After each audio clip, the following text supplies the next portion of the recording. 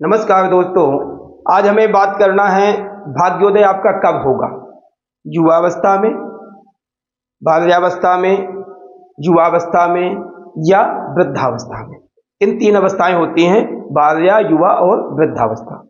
देखिए, जो बाल्यावस्था होगी आपकी 0 से 16 वर्ष तक, 16 से 32 वर्ष तक आपकी युवावस्था और 32 से जाकर के 48 वर्ष तक आपकी होगी वृद्धावस्था।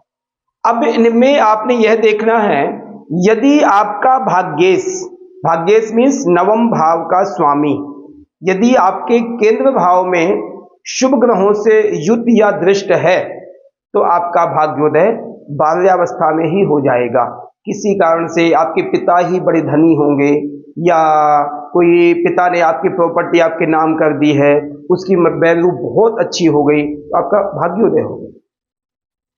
दूसरी अवस्था होगी युवावस्था।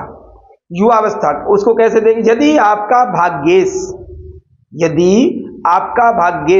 यदि त्रिकोण में बैठा है, ठीक है, लक्ष्मी त्रिकोण भी कह सकते हो उसको, लक्ष्मी त्रिकोण में बैठा है तो आपकी यह भाग्योदय जो होगा आपके जीवन में मध्यमावस्था में होगा, जो युवावस्था हम कह सकते हैं उसको। युवावस्था में आपका भाग्योदय होगा यदि त्रिकोण में बैठा है। यदि आपका भाग्येश नवम भाव का स्वामी अन्य किसी भावों में बैठा है, अन्य किसी, ठीक है, केंद्र त्रिकोण को छोड़ के अन्य किसी भावों में बैठा है और शुभ ग्रहों से युत या दृष्ट है तो आपका भाग्योदय वृद्धावस्था में जगेगा, भाग्योदय उगेगा। तो वृद्धावस्था कब से है? 32 से लेकर के 48 वर्ष तक।